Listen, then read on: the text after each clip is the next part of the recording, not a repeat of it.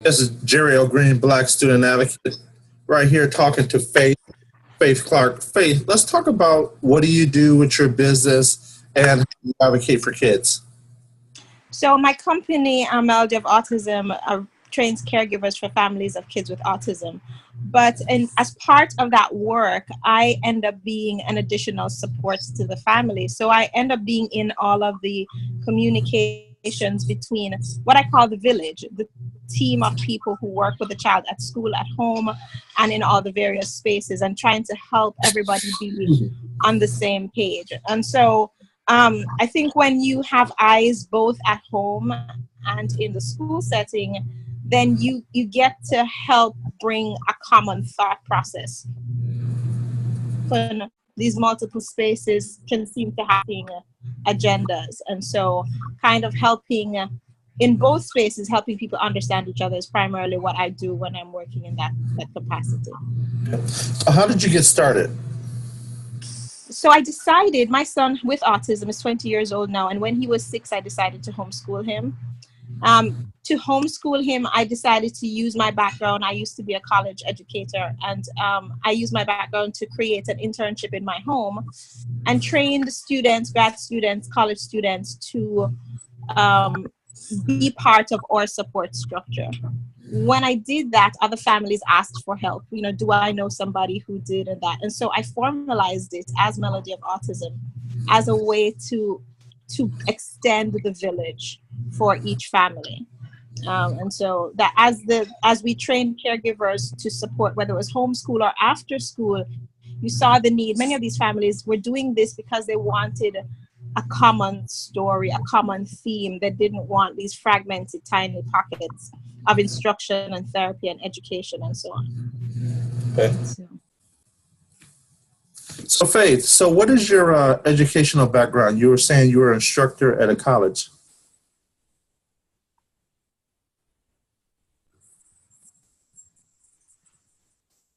Hear me?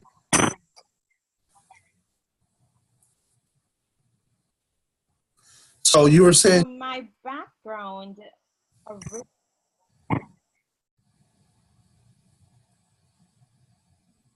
sorry, I'm no worries, bad. no worries, go ahead. So my educational background way back in the day was engineering and computer science. I went to graduate school for that, and I was teaching in that field for a few years. And I transitioned while teaching into psychology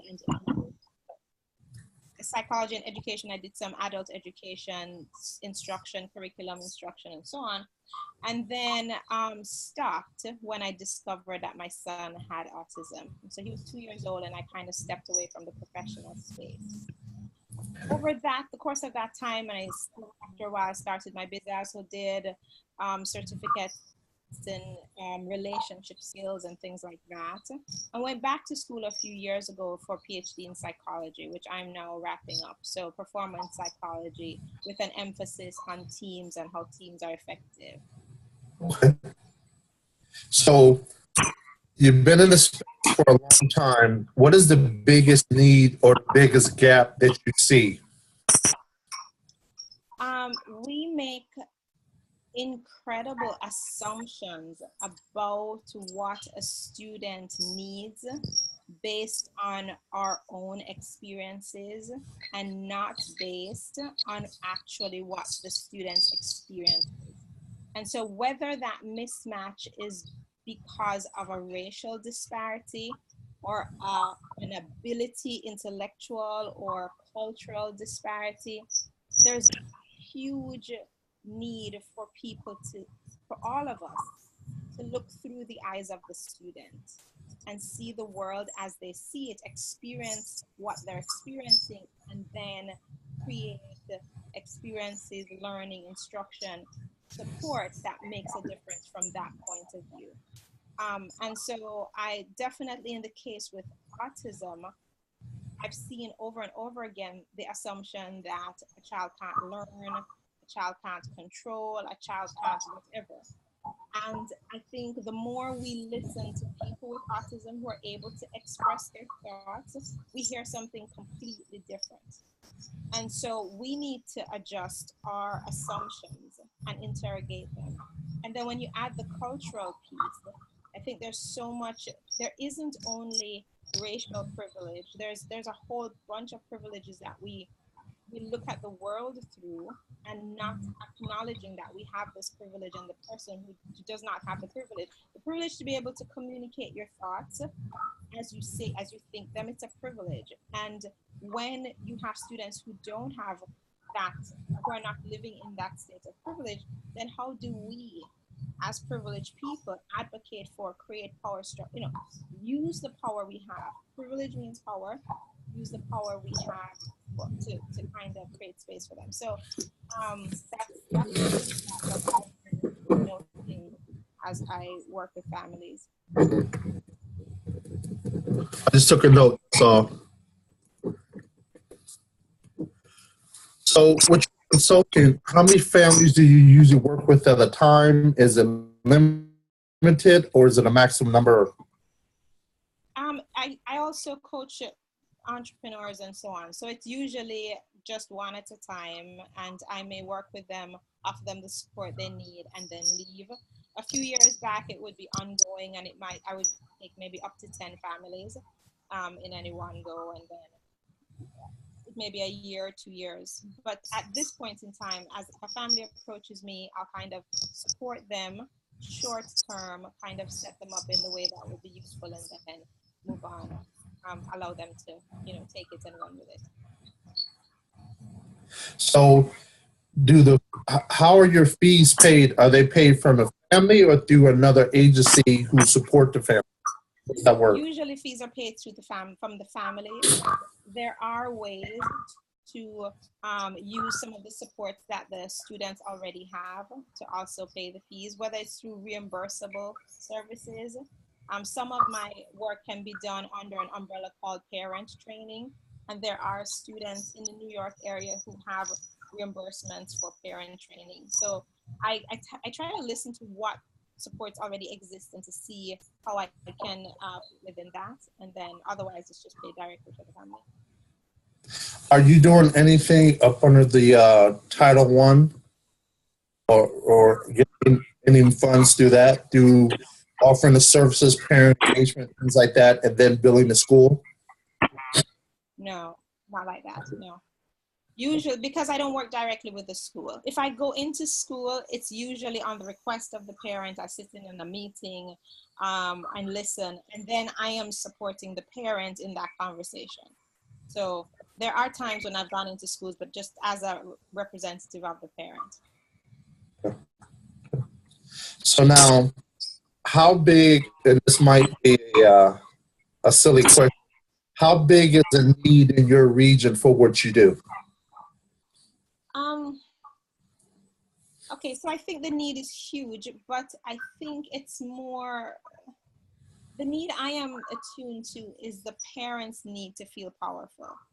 And I feel that when parents don't feel like they have voice, they actually see the need as smaller than it is.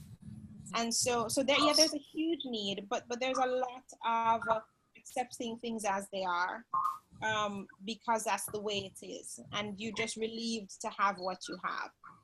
And so that for some of what I do kind of takes that further. I'm not as much in the space of no, don't accept things as they are. I am more in the space of, for the parent who's already saying this can't be the way it is, and then I can offer additional guidance on how to understand the child, how to look through the child's eyes, how to speak their language, the system's language, but in a way that advocates for your child, and so on. And so, so I think the need is huge, if I were to summarize that. But I also think the step just before where I am is the bigger step, which is the awareness piece that things can be different for your child. So you said you're not in the space of changing the parents' perception. They pretty much have to know already that they want different, and then you open the door to what's different.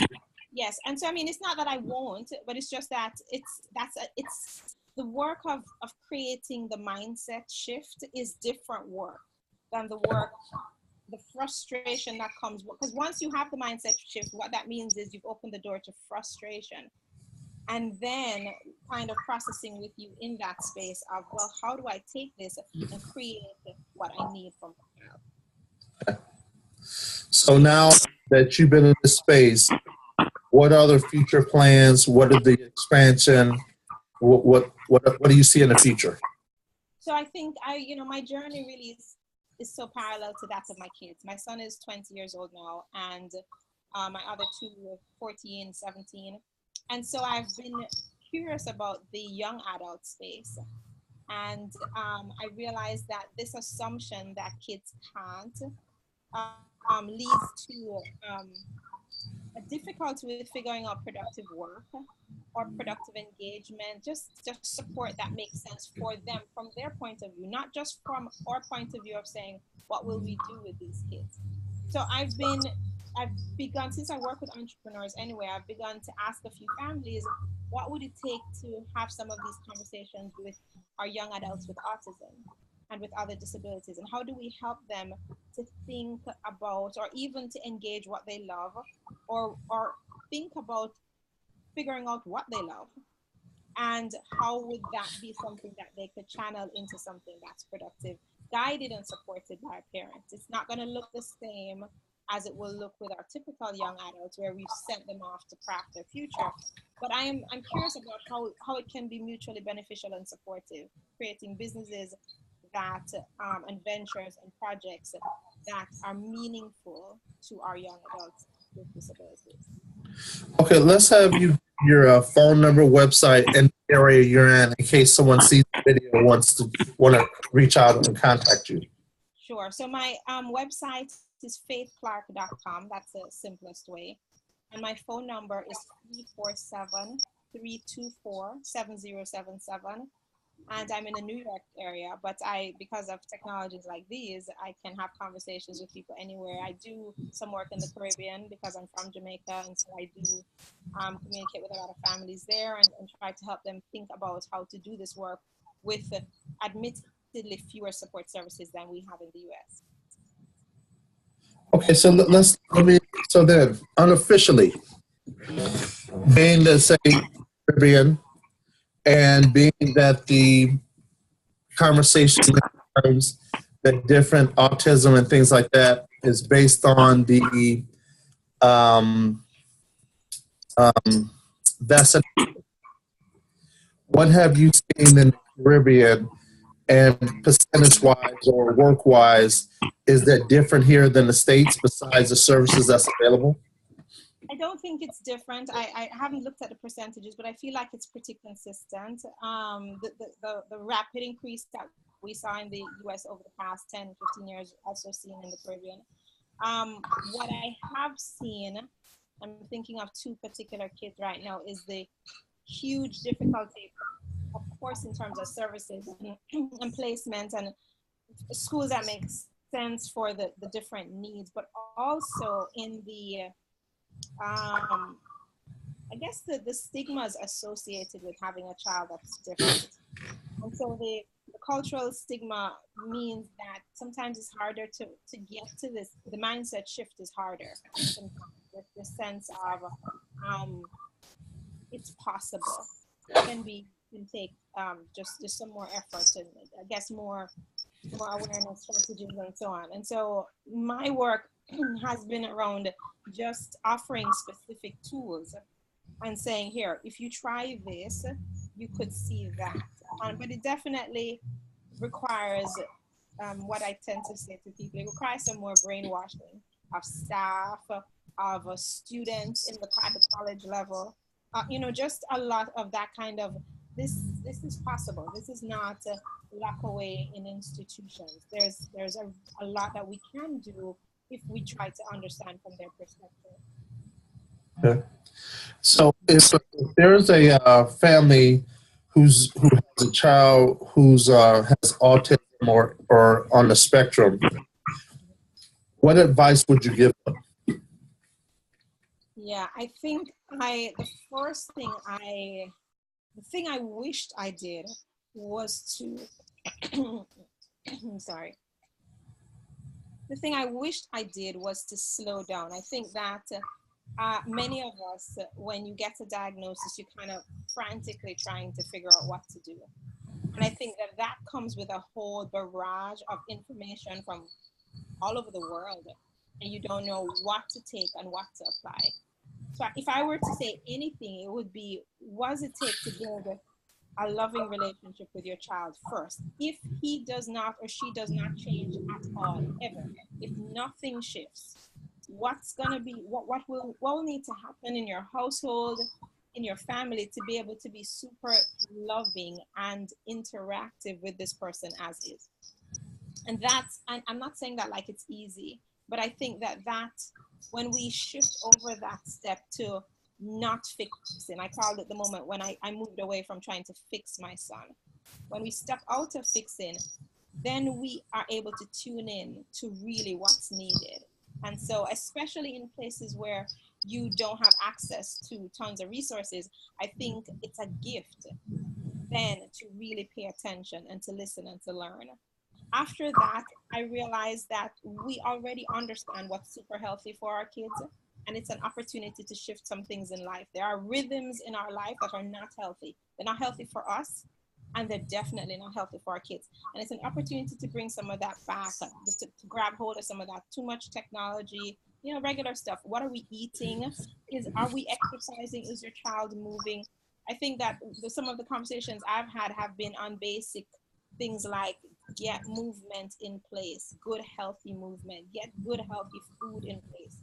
Because if you don't have the body in a good place, then what's the point of therapy? And so those are kind of fundamentals I tend to put in place. And then the next thing would be just to find a method of instruction that makes sense to you, the parent. Because 4 hours a day at school really is like half an hour of instruction. You need to find something that you feel that you can do and that you can enlist your family in doing, and enlist your extended family, enlist the neighborhood, whoever, church, support, whatever it is. Just find a way to pull a tribe around you and have a thing that you think is helpful and that you can teach people to do.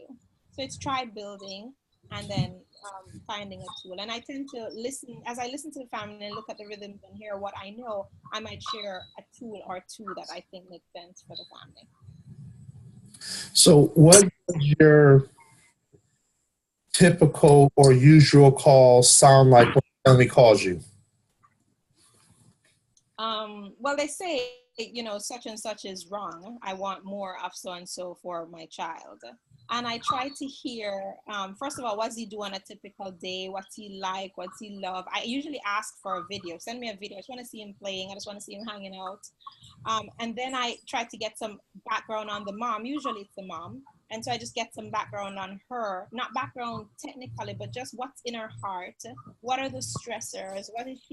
What's she working through? Because she's probably tried a bunch of things. She's probably dealing with a bunch of things. From those two places, I try to figure out what would be the path of least resistance, the easiest thing for her to actually apply. So this mom I spoke to recently, I was offering her 10-minute chunks of things that she could do with her son. And I broke it up in different categories. I said, so you could 10 minutes of play outside, and you don't have to be the one that gets his brother to do it. And I gave her some examples. So I think finding manageable chunks, but this usually comes after just really listening to life, listening to the pain, listening to the questions. And I tend to try to get to deeper motivations as I listen and ask questions about that. So then I think on that for a while. And so usually it's the second conversation where I say, well, as I was thinking about all you shared with me, this is what came to me, is what felt like it'll be useful, and have them validate that. Do you think that what do you think about trying something like this? That kind of thing. Are they pretty receptive? I find that they're receptive. The issue is usually not receptivity. The issues usually follow through. I think our families need a lot of motivation.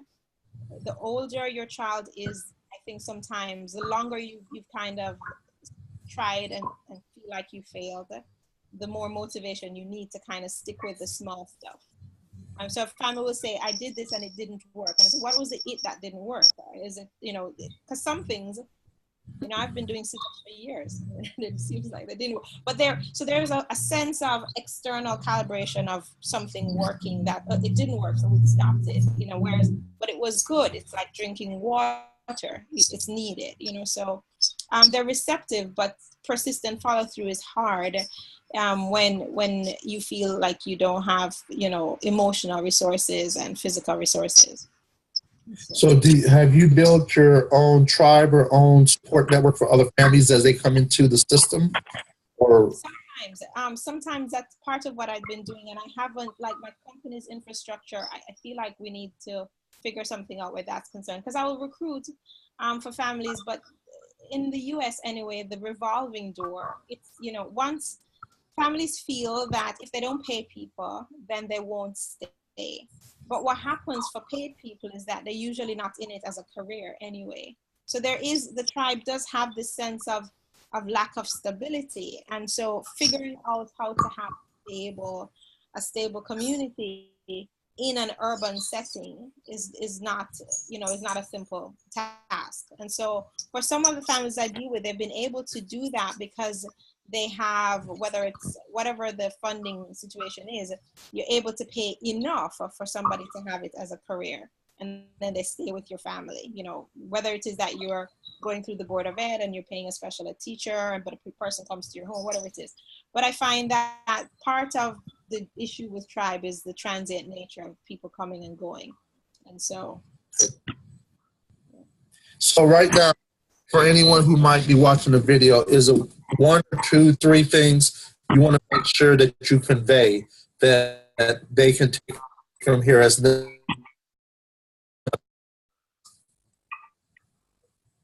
I think that the first thing that I would encourage anyone to do is to trust themselves. I think that sounds so like hokey and foolish, but you really are the expert on your child. And I think that once we have to own that space of expertise and power.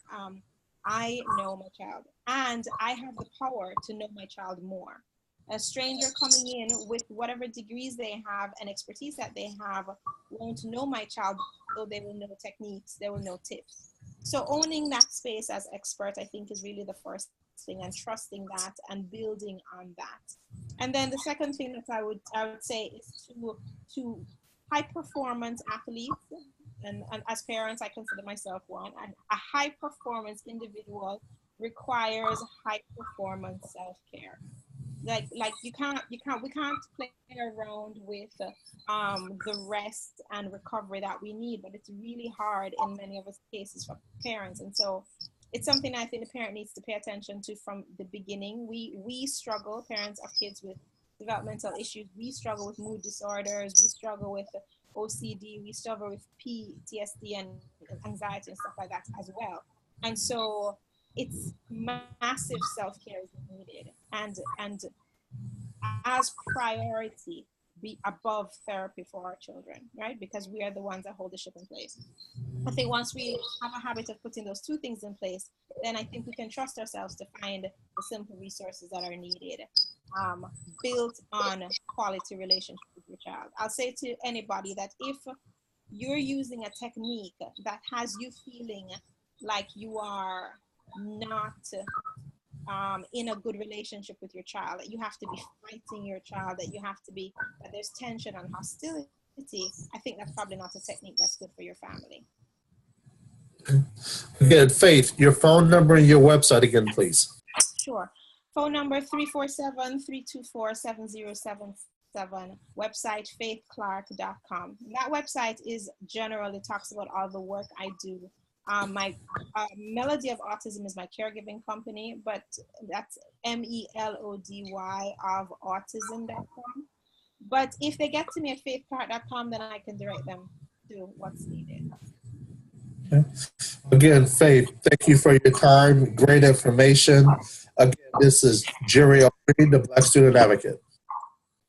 Thanks, Jerry.